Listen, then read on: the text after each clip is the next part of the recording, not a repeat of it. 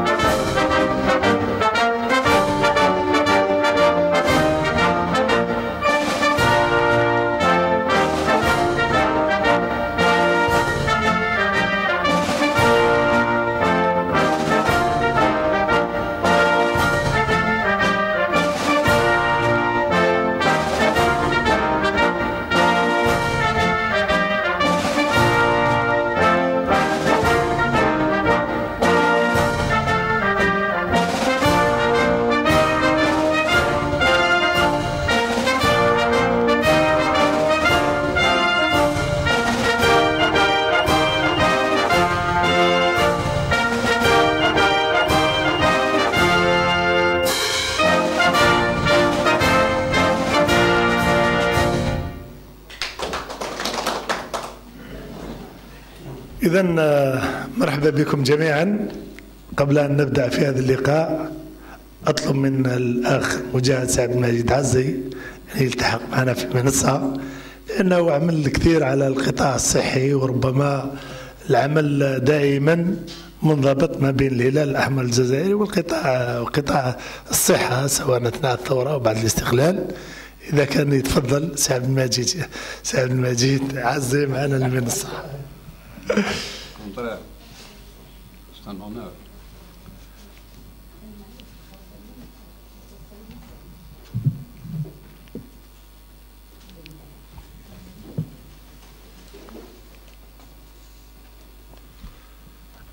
هو على كل حال ربي العالمين كي طلعنا سعد المجيد جاء ممثل.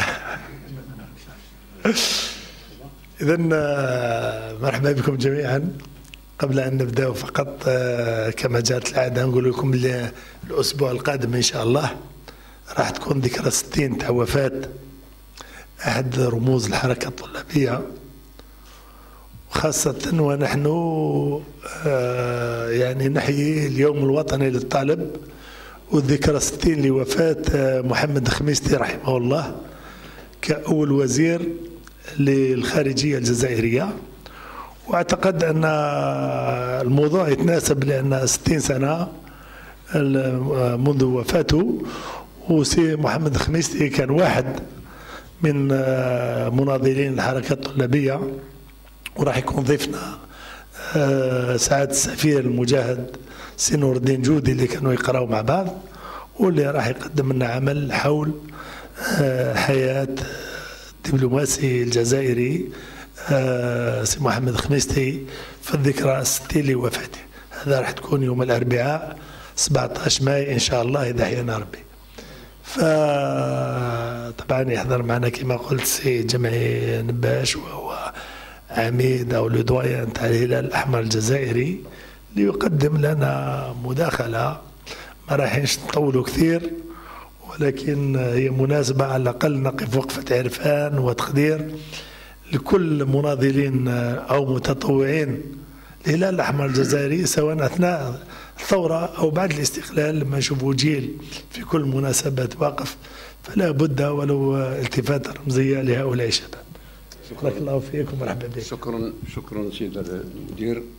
أولا وقبل كل شيء اسمحوا لي إذا كان تكلمت باللغة الأجنبية، لأن معليش بارك الله فيك، لا لازم من المفروض نطلب الاعتذار من الجميع، هذه من جهة، ثم بعد ذلك نطلبكم أن تعذروا الرئيسة، لأن في آخر لحظة ندوها لمهمة تاع الوطن، وعلى كل حال كلفتني باش نمثلها، وماذا بيا نكون في أحسن صورة ممكن. بارك الله فيكم. J'ai fait un long voyage, excusez-moi, j'étais obligé de faire 3 heures de route pour arriver à temps. Alhamdoulilah, à 88 ans, je crois que vous devez m'excuser si parfois je glisse à droite ou à gauche. Mais toujours est-il que je reste un Algérien digne de l'être et fier de l'être. Barakallahu fikum. أولا قبل ما نتكلم عن الهلال الأحمر الجزائري، نتكلموا عن الهيئة الإنسانية كيف خلقت هذه الهيئة الإنسانية. Le CICR, le Croissant Rouge International, comment a-t-il été créé? Il a été créé à l'époque, en 1953, si ma mémoire est bonne, en 1853, si ma mémoire est bonne.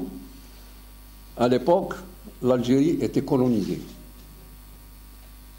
Et l'Algérie était tombée sous la main d'un colonialisme. Je n'ai pas besoin de vous faire un dessin sur ce qui s'est passé dans ce pays, car si on parlait hier du 8 mai 45, l'Algérie a toujours été un 8 mai 45 de 1930 à 1962, à l'indépendance. En 1830, plus exactement le 19 juin 1830, l'armada coloniale française a atterri à Sidi-Fradj. D'abord, avant d'occuper Alger le 5 juillet 1830. Et il fallait à tout prix ramener des Européens pour coloniser ce pays et leur offrir des terres. Beaucoup d'Européens sont venus de divers horizons. En définitive, quand on fait les comptes après la colonisation d'Algérie, on ne trouvera que 20% peut-être de Français d'origine de France qui étaient les anciens communards qui étaient assis à Cayenne et qu'on a voulu ramener en Algérie en leur offrant le moyen de se réinsérer. Il y avait une colonie suisse.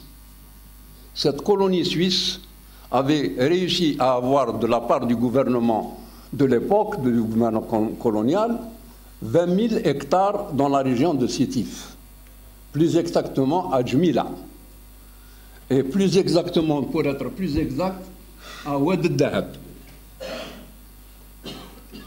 Entre-temps, un jeune élève, Henri Dunant, qui appartenait à une famille bourgeoise de Genève,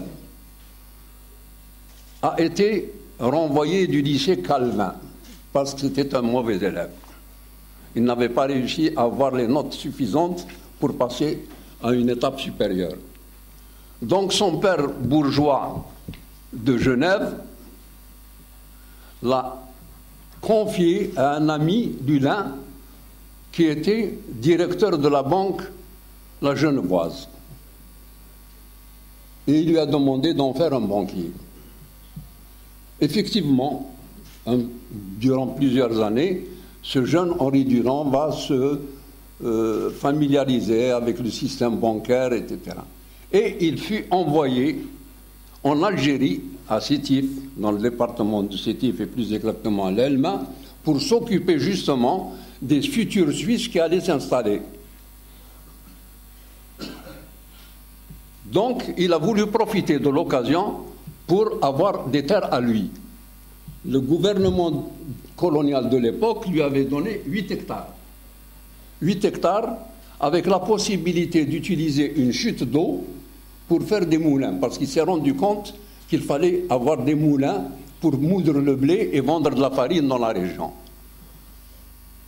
Mais le comportement de ce bonhomme qui avait reçu une éducation religieuse, tout ça, le comportement vis-à-vis des autochtones avait tout au moins dérangé le colonialiste à l'époque. Et comme il avait demandé de lui donner plus de terrain, on lui avait refusé. Un ami à lui a confié d'aller voir Napoléon III. Napoléon III, à cette époque-là, se trouvait en campagne contre les Autrichiens. Regardez comme cette terre d'Algérie est extraordinaire.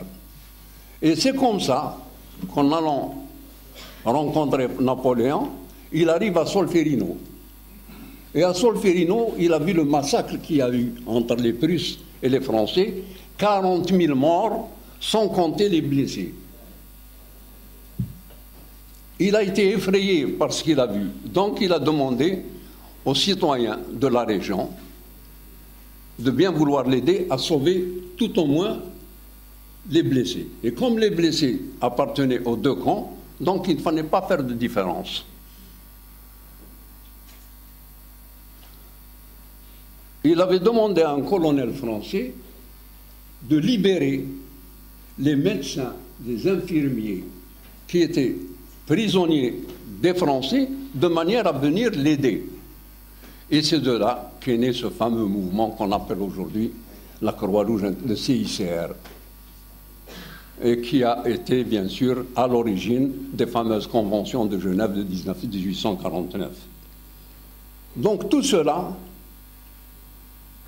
nous donne une idée que ce pays dans lequel nous vivons tous, ce pays qui nous a vu naître, ce pays qui a laissé non pas 1,5 million de morts, mais plus de 2/3 de la population a été tuée de 1830 à 1962. C'est ce grand pays qui a donné naissance pratiquement au Comité international de la Croix-Rouge. Maintenant, pour revenir à ce qu'on appelle le Croissant Rouge algérien. Vous savez que dès la déclaration de la révolution algérienne, la France avait pris, et j'ai là un numéro spécial qui a été édité justement par le Croissant Rouge algérien, tout à fait au début de la colonisation, et qui parle de témoignages de grands journaux tels que Le Monde, tels que François, sur les misères du peuple algérien. Donc, c'est exactement en 1956 que le comité, le CCE, avait exigé que l'on crée le Croissant Rouge algérien. Parce que, à l'époque, la France avait opté, en commençant par l'Est algérien d'une Memcha jusqu'en Kabylie et vers le Dahra, vers l'Oranie, avait commencé à procéder à ce qu'on appelle le regroupement des populations. Elle donnait 24 heures à une population donnée, d'un village donné, pour rejoindre ce qu'on appelle les camps d'hébergement, parce que l'aviation allait bombarder ce village pour couper le lien ombilical entre le peuple algérien et le Front de Libération Nationale. À cette époque-là, donc, on a eu l'idée de créer le Croissant Rouge algérien. Et c'est en 1956 que l'idée a été conçue et la Wilaya 5 de l'Oranie avait donné son accord. Jma'a, leur avait donné l'accord pour créer le Croissant Rouge algérien. Exactement, le 22 décembre 1956, une séance inaugurale a vu un bureau provisoire du Croissant Rouge algérien présidé par Hassan Boukli, maître Hassan Boukli. Et en janvier 1957, la presse et la radio du monde entier annonçaient la naissance du Croissant Rouge algérien. C'est le 22 mai 1957 exactement que M. Farhat Abbas, membre du Conseil national de la Révolution, se présente au siège du CICR pour demander au CICR à Genève l'accréditation du docteur Bentami comme représentant du Croissant Rouge algérien. Malheureusement, le CICR ne pouvait pas accepter cette demande du fait que les accords et les conventions de Genève exigent que pour créer une société nationale de Croix-Rouge ou de Croissant Rouge puisse avoir sur un terrain indépendant avec un drapeau. Là, malheureusement, l'Algérie était considérée à l'époque comme département français. Et il y avait la Croix-Rouge française. La Croix-Rouge française, comme vous le savez, ne s'est jamais inquiétée de ce qui s'est passé dans les maquis. La Croix-Rouge française avait pour objectif de s'occuper beaucoup plus des jeunes gens français qui étaient dans le contingent, qui étaient coupés du cordon ombilical et dont il fallait faire de temps en temps un bal, de temps en temps une réception pour les encourager, pour ne pas leur faire croire qu'ils sont dans un pays autre que leur pays. Et l'Algérie était considérée comme un département français. Donc le Croissant Rouge algérien va, grâce au docteur Bentami, va procéder à une immense campagne à travers particulièrement d'abord les pays de l'Est, ensuite les États-Unis d'Amérique, pour alerter l'opinion publique sur les malheurs de ce peuple. On parle, à l'époque déjà, on parle de 2,75 millions Algériens qui étaient dans des camps de regroupement. Des témoignages les enfants meurent chaque jour de faim. On a relevé dans certains villages que les gens mangeaient de l'herbe. Ce travail il a été fait grâce à des hommes comme le docteur Bentami ou Hassan Boukli ou Idakhiri qui ont lancé un message à l'opinion internationale pour les alerter sur ce qui se passait dans ce pays. Parce que c'était véritablement un massacre à huis clos. C'était le massacre à huis clos. Les Français considéraient ce territoire comme un département français, donc tout ce qui se passait ici, c'était pratiquement du banditisme, c'était des hors-la-loi, c'était des gens qui se sont révoltés parce que, pour une raison ou pour une autre, bref. Mais le fait est là, c'est que la France a commis les pires exactions qu'on a commis les SS. Et je vais vous donner un exemple. J'avais écrit un livre qui doit être édité bientôt, Inch'Allah, et j'ai dit de Oradour sur Glane, que les historiens comme Madame Zoronici est ici connaissent très bien, comme Oya. Oradour sur Glane, c'est un village français. C'est beau donc, l'initiateur. Oradour sur Glane, c'est un village français où une la Wehrmacht allemande a investi. Et qu'est-ce qu'elle a fait? Elle a demandé à toute la population de se réunir dans l'église. Une fois que la population s'est réunie dans l'église, elle a fusillé tout le monde. Moi, j'ai tiré comme exemple Borj Ba'arariet, parce que j'ai vécu cette période. Je l'ai vécu. J'ai dit à Borj Ba'arariet, les Allemands ont abandonné les corps. Donc, on pouvait avoir une sépulture. Le mort était enterré. Il était, radié de l'état civil, il était enterré, on connaissait sa tombe. Par contre, à Borj Ba'arariet, le 1er février 1957, a eu un fameux bouclage de la ville. Le lendemain, à la levée du couvre-feu, la ville était complètement bouclée. D'un quartier à un autre, on ne pouvait pas passer. C'était des herses embarbelées, tout était filtré. On ne laissait passer que les gens dont on avait besoin, par exemple pour les PTT, pour les chemins de fer, etc. Bref, 54 personnes ont été arrêtées. 54 personnes ont été enlevées. 54 personnes, jusqu'au jour d'aujourd'hui, ont été tuées. Alors je pose la question. Similitude, mais les Allemands avaient laissé au moins les corps. Nous ne savons pas, 54 bonhommes, comment ont-ils été tués? Ont-ils été fusillés? Ont-ils été torturés? Sont-ils morts, torturés? Sont-ils morts?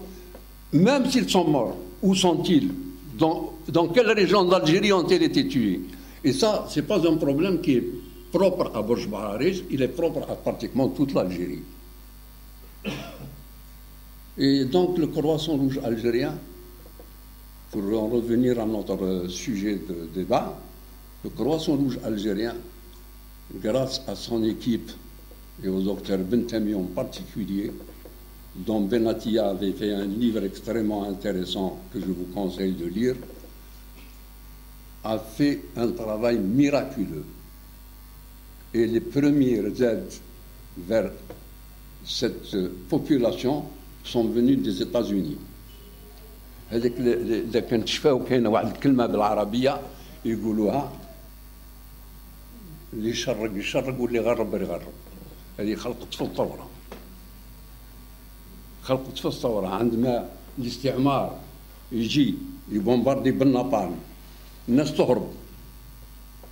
قال لي اللي يحب يشرق واللي يحب يغرب. C'est-à-dire celui qui veut vers l'est, vers l'ouest, ou celui qui est vers l'ouest va vers Oujda, والجماعة يروحوا لتونس.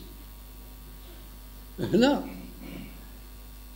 حبينا احنا بهذا المنتدى، وبارك الله في المجاهد وبارك الله في المسيرين المجاهد، باش الشباب نتاعنا، الشباب اليوم يعرف باللي كل ما جرى في هذه البلاد ما جاش صدفة.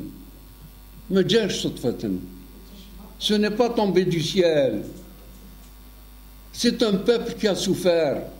C'est un peuple qui n'a pas cessé de souffrir pendant 132 ans. Pendant 132 ans, ce peuple a payé très fort le prix de la liberté. Aujourd'hui, la liberté, c'est nos jeunes qui doivent préserver cette liberté. C'est nos jeunes qui doivent aujourd'hui transmettre le message. C'est nos jeunes qui doivent aujourd'hui apprendre, parce qu'un jeune aujourd'hui, il a pratiquement le monde dans sa poche. Un téléphone, تيك توك ولا تيك تاك ولا كيف يسميوه وفيسبوك والى اخره والى اخره. Donc ils peuvent se mettre à connaître tout ce qui se passe dans le monde. Alors, essayons d'être nous, les promoteurs, les guides de cette jeunesse qui n'aspire qu'à prendre la relève, qui n'aspire qu'à prendre le flambeau. Donnons-leur le flambeau. Ne laissons pas ce flambeau nous brûler les mains.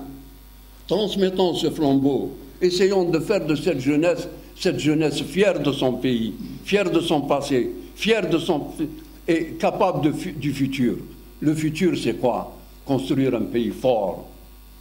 Je tiens évidemment à rendre un hommage particulier à travers monsieur le responsable de la police qui est avec nous, à travers tous les hommes et les femmes de l'armée, car pour certains qui ne savent pas,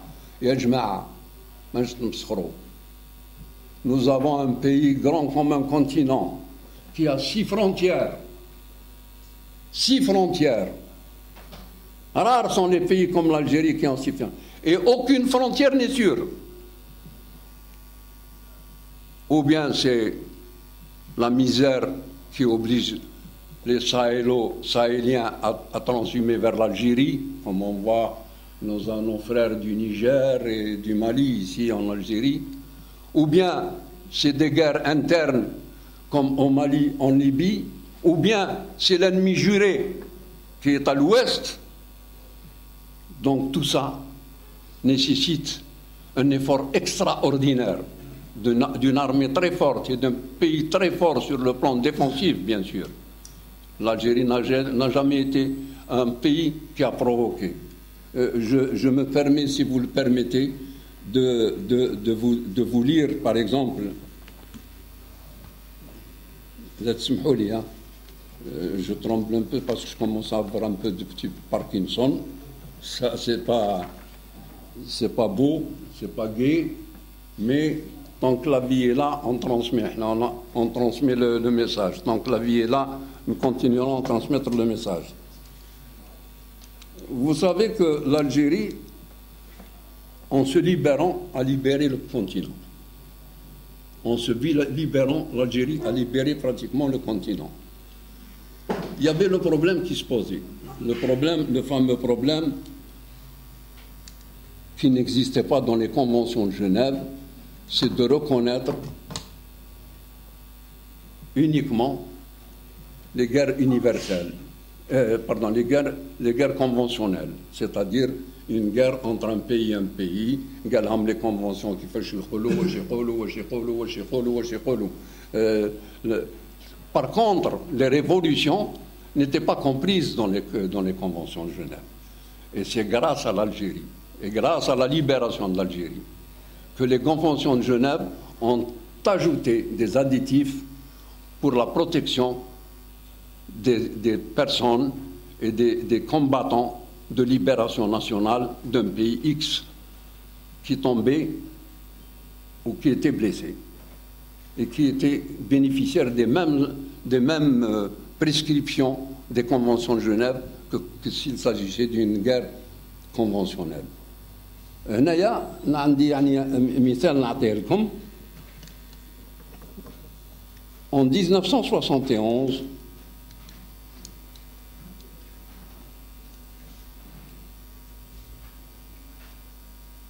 précisément une réunion regroupant tous les mouvements de libération nationale tenue au palais Zérotusf sous la présidence du Croissant Rouge algérien, placé sous le thème « Les peuples en lutte et le droit humanitaire ». Elle est déjà en 1971.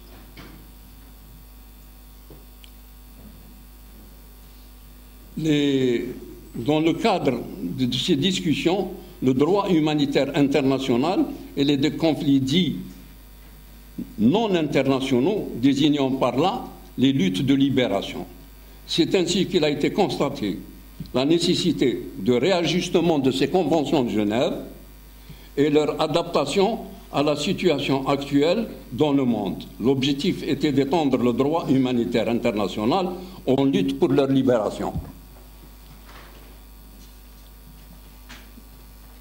Nous pouvons dire aujourd'hui que ce droit acquis, puisque déjà une société de la Croix-Rouge et du mouvement de libération vient de voir le jour.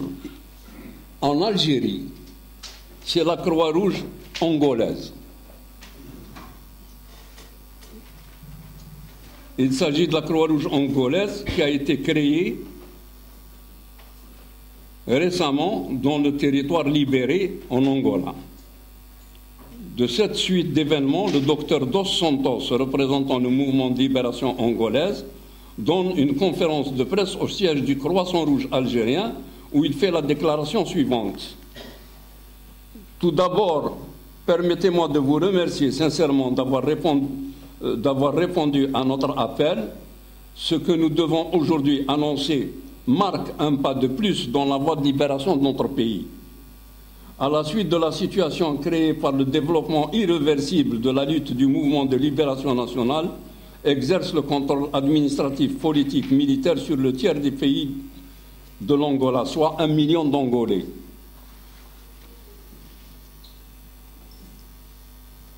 Ce processus historique nous a mandaté à annoncer la création de la Croix-Rouge angolaise. Conformément aux décisions de la conférence d'Istanbul, l'extension du droit humanitaire définit les conventions de Genève aux combattants des populations dans notre pays répond une nouvelle phase d'émancipation des peuples. Nous sommes fermement convaincus de trouver un écho favorable auprès des organisations nationales internationales, des Croix-Rouges et des Croissants Rouges qui traduisent la préoccupation de la conscience universelle. L'adhésion de la Croix-Rouge angolaise aux idéaux ne se fera que renforcer la famille des Croix-Rouges pour déployer et alléger les souffrances, voire aider à résoudre les multiples problèmes pratiques posés par les conflits encore trop nombreux, hélas, dans notre continent. هذه يعني باش نعطيكم نظرة وش عملت الجزائر وش عملت. Je ne suis pas historien, je ne prétends pas être historien. Je suis un simple Algérien. Je suis un simple Algérien qui n'oublie pas que ce pays a été un exemple après la Deuxième Guerre mondiale. C'est le pays qui a donné le jour à toutes les nations africaines de relever le défi de la conquête. La conquête des malgré... Farhat Abbas, une question a été posée à Farhat Abbas. Ça, c'est pour revenir un petit peu en arrière, excusez-moi. Quand un journaliste de l'AFP l'avait rencontré dans une réunion internationale, bon, Farhat Abbas était connu, bien sûr, comme président du GPRA. Qui ne connaît pas Farhat Abbas? Le journaliste s'est adressé à lui. Gal, Monsieur le Président, que pensez-vous de la politique française en Algérie? ما قالوش فرحة عباس استعمار وكذا وكذا وكذا وكذا. La finesse, c'était des grands hommes, c'est des grands hommes qu'a fait l'Algérie. L'Algérie a fait de grands hommes. Alors, cher ami, tout ce que je sais, c'est que la France est un grand pays en ce qui concerne la mode féminine. Pourquoi ne comprendrait-elle pas que la conquête des pays malgré eux est démodée? Barakallahu fikum. Voilà ce que j'avais à dire. يعطيك الصحة بارك الله فيك سي جمعي نباش. وطبعا كما قلت يحضر معنا سي عبد المجيد عزي اللي كان أحد مسؤولين القطاع الصحي بالولاية الثالثة التاريخية. ربما راح يزيد يتكلم لنا شوية على الهلال الأحمر ومانيش عارف السيدة الوزيرة ربما حضورها فقط.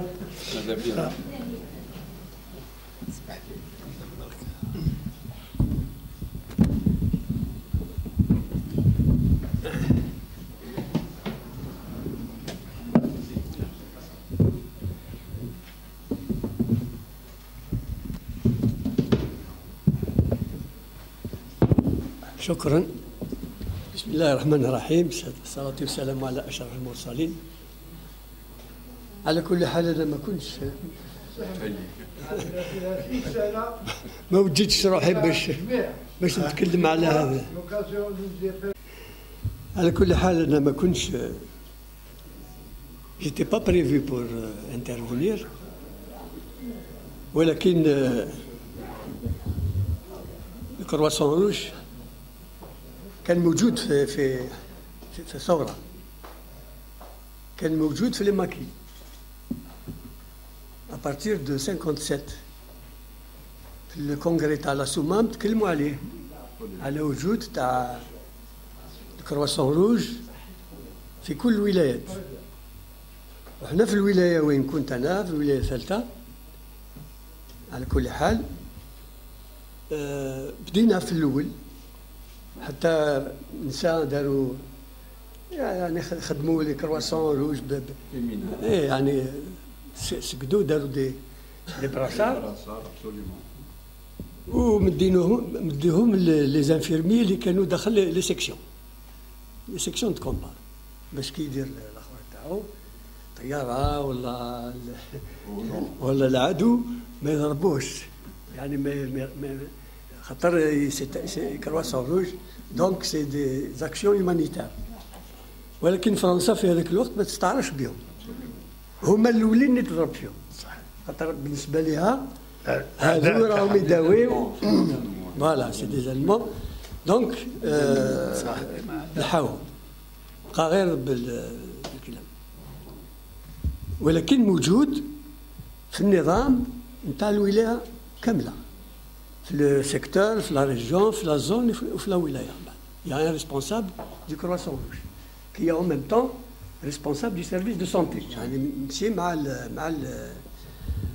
مع الاطباء. كاين بعض سيرتين زاكسيون جوستومون باش نأكد على الامور هذا. النهار اللي في لونليفمون دو بوست دو الحوران في الولايه تاع مسيله في اسمه حمام الضلعه، كاين تما ان بوست ميليتير تاع فرنسا، جيش تحرير انلفي لو بوست 17 prisonniers dont le lieutenant Olivier Dubos. On a fait 17 prisonniers. في هذاك الوقت بدات فرنسا حكمت ان اوفيسي دو لايلان ان ليوتنون حسين صالحي، حكمته في برج بواراريج في لافير لا بلويت اللي بداها فيها il y avait une autre parenthèse si vous le permettez. Borj Bouarali, c'est une ville un peu spéciale parce que elle était divisée en deux. De la voie de chemin de fer au nord, c'est la wilaya 1. La wilaya 2. chemin de fer au sud, c'est la wilaya 1. كيما سطيف كيما مسيلة. C'est la même chose. C'est les limites qui ont été données. Donc فرنسا كان عندها un prisonnier lieutenant صالحي، والجيش عنده ان بريزوني ليوتنون اوليفي دوبوس. عميروش طلب باش نبعثوا بريه لا فامي يعني البريزوني فرونسي، وين يقولوا باللي il faut demander à la Croix-Rouge internationale nous sommes prêts à échanger le lieutenant هذا دوبوس avec le lieutenant صالحي. ودار بريه ثاني الكرواسون روج لا كروع روج انترناسيونال لا جنيف، وين يقول باللي nous avons un prisonnier، la France a un prisonnier, un officier, nous sommes prêts à échanger et même à échanger les prisonniers, les 17 prisonniers. رانا مستعدين on échange des prisonniers algériens qui sont dans les prisons. ما حبوش يجاوبوا، ils n'ont pas répondu. واش يديروا les Français؟ Ils ont exécuté Hussein Salhi. الجيش il a exécuté Olivier Dubos avec une lettre حطوها له في ظهره œil pour œil dent pour dent. Telle est la loi du talion. يعني باش يكونوا واضحين الامور هذا. لي بريزونيي اللي كانوا عندنا ماشي غير هذوك هما، كاين دوتر بريزونيي كي اون تيتي في au fur et à mesure في الاول كانوا يبعثوهم لتونس باش او موان تما ينجموا يحاولوا اذا ينجموا يتبدلوا بهم، ولكن ما نجحوش. النص منهم مات في الطريق في لي راتيساج وكذا، ماتوا راحوا. يعني باش نعرف باللي الدور نتاع الكرواسون روج هو يعني il était intégré dans l'action de la LN et du FLN، يعني ماهوش محيز، يعني il était intégré. Quand il y a un bombardement d'un village, c'est toutes les structures تاع la LN qui interviennent، ماهوش برك الكرواسون روج هو اللي يروح يشوفوا كذا. خاطر في هذا الكل فرنسا في هذاك الوقت ما اعتبرتش باللي سي لا غير d'Algérie jusqu'à l'indépendance. Ils considéraient que c'était كيفاش يسموها les événements d'Algérie et le maintien de l'ordre. C'est pour maintenir l'ordre. الجيش اللي بعثوه زايد على اللي كان موجود هنايا، c'était pour des opérations de maintien de l'ordre، ماشي يعني ما كانش الجيرة. اعترفوا بها ما عندهاش بزاف، peut-être 10 ans après l'indépendance. Ils ont reconnu qu'effectivement c'était une guerre de libération nationale وكذا وكذا. هذا يعني اللي حبيت نضيفه على السيدي الأخ باش نعرفوا يعني باش نكونوا في الصورة. Effectivement, l'armée de libération nationale avait beaucoup de prisonniers. On comptait à l'époque jusqu'à 139 prisonniers de français, officiers et sous-officiers. 139, l'échange devait se faire entre le Croissant Rouge algérien et la Croix-Rouge française. Mais comme un problème de fond se posait pour les Français colonialistes, le fait de négocier avec le Croissant Rouge algérien était une reconnaissance de facto de la révolution algérienne. C'est une reconnaissance de facto de la révolution algérienne. Donc, qu'est-ce qu'ils ont exigé? Ils ont exigé de remettre les prisonniers soit au Croissant Rouge marocain, soit au Croissant Rouge tunisien, et c'est au Croissant Rouge tunisien de donner le fameux prisonnier à la Croix-Rouge française. À ce moment-là, et j'ai là un rapport que je dois remettre aujourd'hui à la présidente du Croissant Rouge algérien.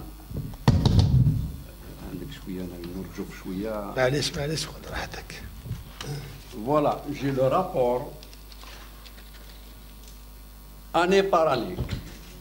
Le rapport du comité international de la Croix-Rouge algérienne, de la Croix-Rouge internationale sur ses actions en Algérie. Le rapport entier sur les actions de 54 à 62, où il donne les détails sur certains faits concernant justement ces prisonniers.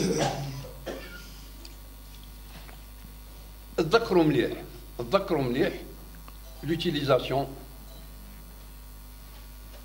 de la guillotine. L'utilisation de la guillotine. L'utilisation de la guillotine était une autre forme. De répression contre le peuple algérien. Or, le combattant qui a été arrêté les armes à la main était considéré comme un hors-la-loi et non pas un combattant. Et il était exécuté sur place. روحوا يحكيوا لكم واش صرا في الجرف، يحكيوا لكم واش صرا في بول كازيل، يحكي لكم واش صرا في برواقية، واش صرا. C'est-à-dire que l'histoire devrait être écrite. Nous n'avons pas écrit l'histoire de notre pays. Nous ne l'avons pas écrite encore, la vraie histoire de notre pays. Je vous donne un exemple. L'exemple de l'émir Abdelkader. Par qui il a été trahi, l'émir Abdelkader? Par le roi Abdelrahman du Maroc. Abdelrahman. l'émir avait des prisonniers espagnols. Il s'est déplacé sur Melilla pour échanger les prisonniers espagnols contre de la poudre. Il lui manquait de la poudre. Il n'avait pas de poudre et des mèches à l'époque. À Melilla, les Espagnols lui ont tourné le dos. Mais malgré ça, il leur a libéré leurs prisonniers. À ce moment-là, il a envoyé son émissaire au roi du Maroc pour demander la poudre. Le roi du Maroc a exécuté l'émissaire de l'émir Abdelkader. Et il s'est mis en rapport avec le général Lamoricière en lui demandant de lui remettre le Figuig et Oujda. En contrepartie, il lui remettrait l'émir Abdelkader et Sasmala en l'encerclant. Et effectivement, c'est ce qui s'est passé.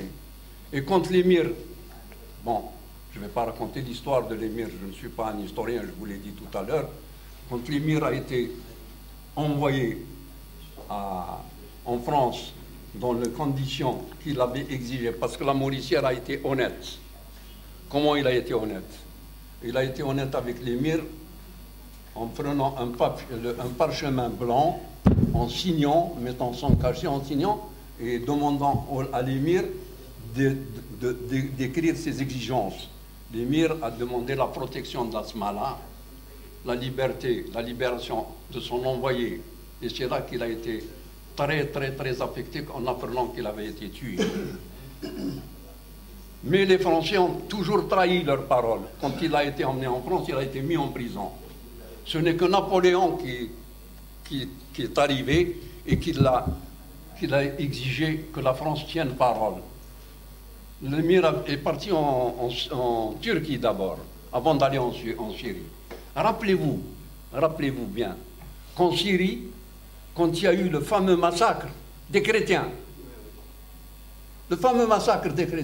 l'émir a pris sous sa couverture 12 000 chrétiens. 12 000 chrétiens qu'il a pris sous sa couverture. Toutes les têtes couronnées du monde lui ont écrit. Toutes les têtes couronnées du monde lui ont écrit. Il y avait une lettre qui lui a été envoyée par, il me semble que c'était la reine de Suède, le remerciant, tout ça, et puis une phrase un peu assassine sur les bords. Une phrase en bas, pourquoi avez-vous fait cela?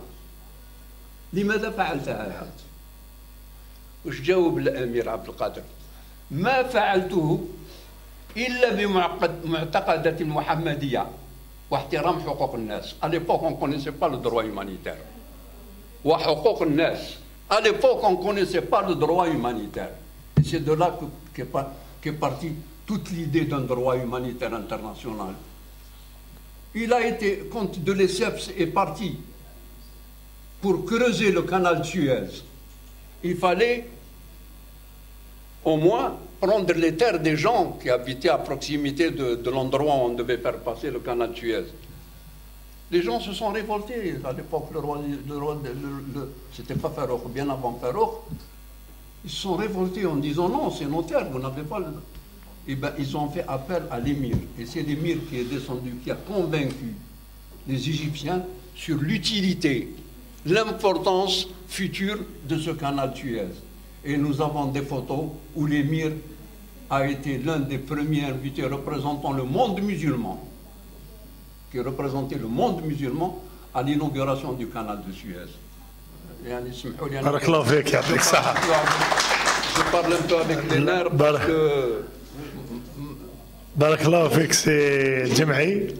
على كل حال قعدتنا 10 دقائق اذا ما فيه سؤال ولا حاجه، والا نخليو جماعه يتعاملوا كما يقولوا كما العاده مع الصحافه. تفضل راح تطرح سؤال. Voilà, c'est pas écrit qu'il y a des trentaines d'années dans cette boîte. C'est une mouille. Voilà, ça va. Je vous remercie, je te remercie, Serfet.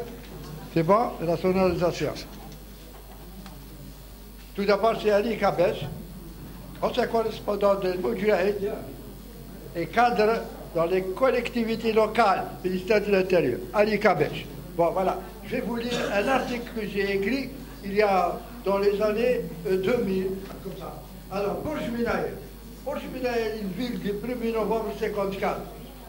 رانا في الكرواسون روج يا سي كعباش. C'est le titre. سي كعباش سامح لي سامح لي. Alors voilà, Ah.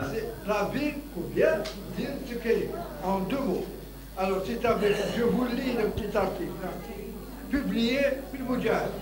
C'est avec une grande satisfaction que les populations de Bourg-Minaïl ont constaté la reprise des activités du Croissant Rouge algérien CRA. Un nouveau comité a été créé le 2 février dernier avec son installation officielle par le comité de Boumerzès, Wilaya Boumerzès, composé de ses membres. Le président, je ne cite pas les noms pour ne pas dépenser l'heure. Alors, le CRA a été à l'origine de la création de l'ex-centre d'accueil à la sortie sud de la ville. Ancienne structure de l'hôpital. Son fonctionnement permettait à une 50aine de personnes ne possédant aucun soutien de trouver un refuge, des lits, une cuisine, un réfectoire étaient à leur disposition grâce au CRA. Bien, je continue et je conclue. Ce genre de structure est plus qu'indispensable en cette période où les personnes sont abandonnées à leur triste sort, ne manquant pas à leur faim et ils ont mis dehors. C'est les années 2000. Bien, et sans toit pour les abriter des intempéries. Alors, on fait le vœu.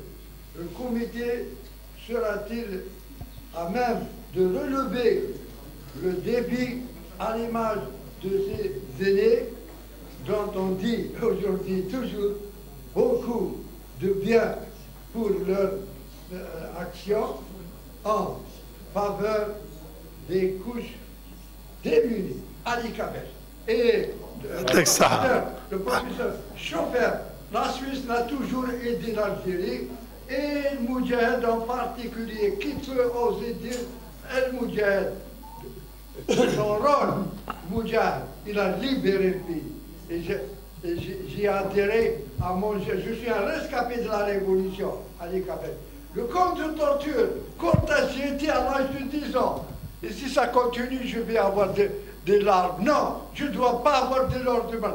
Et jusqu'à maintenant, je suis... en critique, mais la réalité, c'est ça. Alhamdulillah, l'Algérie se porte, elle vivra. Elle vivra, elle vivra, elle vivra. Je suis universitaire à droite, à l'université. بارك الله فيك يعطيك الصحة. يعطيك الصحة. بارك الله فيك. J'espère que... خلاص ريح خلاص. تفضل سي العربي.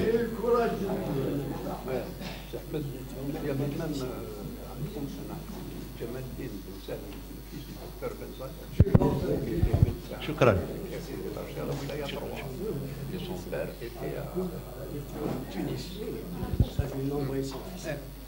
Moi j'appartiens à une famille que vous connaissez certainement. Nous avons 4 martyrs dans ma famille. تفضل سي العربي. شكرا. سمعوا سي العربي باش شكرا الأستاذ المحاضر على هذه المعلومات القيمة اللي أعطاها لنا، وعلى ذكره الأمير عبد القادر، هذا الشاب البطل الرمز لكل الجزائريين شرقا وغربا ووسطا.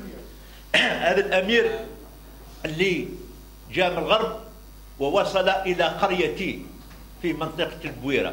ما زال الناس الآن يذكرون أن في المكان الفلاني وصل الأمير عبد القادر إلى هنا، ووصل إلى مكان آخر في ناحية الهاشمية اسمه حمام كسانة زارها الأمير عبد القادر. ما أريد قوله أن الجزائر مطالبة بإعداد فيلم كبير عن مسيرة الأمير وجهاده، حتى لأن السينما هي الوسيلة الإعلامية اللي توصل المعلومات لكل طبقات الشعبيه. ونحن في نظري يعني لا اقول قصرنا، ولكن الوقت حان حتى يتم اعداد فيلم عن هذه الشخصيه الكبيره. شكرا لكم. بارك الله فيك.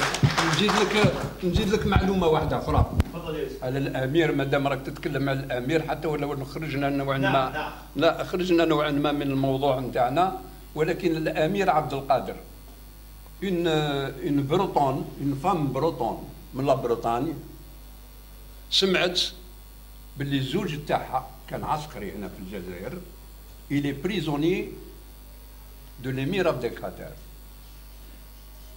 Elle a écrit à Monseigneur Dupuche à l'époque. Monseigneur Dupuche s'est mis en rapport avec l'émir Abdelkader. Il lui a dit: vous avez un prisonnier, c'est le seul enfant que cette femme a, c'est l'unique, et elle est désespérée que son fils soit mort. L'émir a demandé à ses troupes, bien sûr, est-ce que nous avons un prisonnier du nom de Kada? قالوا له نعم كاين موجود جيبوه. جابوه له. قال لهم قد عنده هو هنايا؟ قال عنده نقولوا 12 شهر ولا قال ديروا له شهريه واعطيوه حق ما قعد هنا 12 شهر وكسيوه وبدلوا له الكسوه. ومن بعد هضر مع ديبوش قال له Monseigneur, j'aurais aimé que vous n'interveniez pas pour cet homme, mais que vous interveniez pour tous les prisonniers des Chéchens, tous les prisonniers que vous avez et que nous avons. Mais cette femme désespérée, nous libérons son fils. C'est vrai qu'actuellement, moi je suis tellement occupé à Alger, nous avons la goutte de lait, nous avons des enfants. Ah, vous avez une goutte de lait à Alger? Oui. Des chèvres. Voyez un petit peu les gens illuminés qui vont au-delà de ce que nous pouvons penser nous aujourd'hui. Et c'est ça la problématique. La problématique n'est pas dans le fait de dire je suis flan. Nous sommes flan. Oui. J'ai dit toujours que l'Algérie, la question algérienne qui devait être posée, qui a été posée, mon frère est là pour me confirmer ou m'infirmer, qui a été posée 3 ou 4 fois aux Nations Unies et qu'à chaque fois il y a le veto français, elle a été rejetée. La veille de l'inscription, la dernière inscription, qu'est-ce qui a sauvé cette inscription qui a été étudiée et que l'ONU a décidé que le peuple algérien doit se prononcer sur son futur et que la France doit obligatoirement négocier avec le Front de Libération Nationale pour aller vers un référendum d'indépendance ou de ce que veulent les Algériens. C'est pas à cause de quoi? À cause de quoi cette solution est venue? C'est grâce aux manifestations du 11 décembre 1960, où toute l'Algérie est rentrée en ébullition. À ce moment-là, il n'y avait plus que de doute. C'est l'Algérie qui est en révolte. Ce n'est pas une partie de l'Algérie, ce n'est pas une partie d'un peuple algérien, c'est le peuple algérien qui est en révolte. Et à ce moment-là, la question a été posée, et c'est de là que partent les négociations d'Évian, de Melun d'abord et d'Évian ensuite. بارك الله فيك. فقط قبل ما نختم هذا اللقاء الأخ سي العربي يطرح سؤال فيما يخص فيلم الأمير عبد القادر. أعتقد باللي الفيلم راهو في مشروع معروف، يعني حتى فيه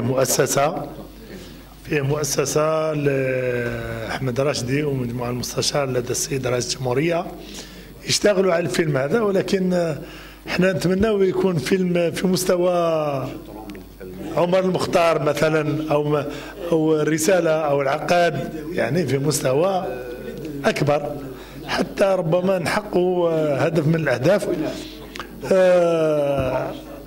نشكركم، بارك الله فيكم. نتلاقاو الاربعاء الجايه، عندنا ذكرى 60 تاع محمد الخميستي رحمه الله. بارك الله فيكم، نخليكم تخدموا مع مع الإخوة هكذا بهدوء.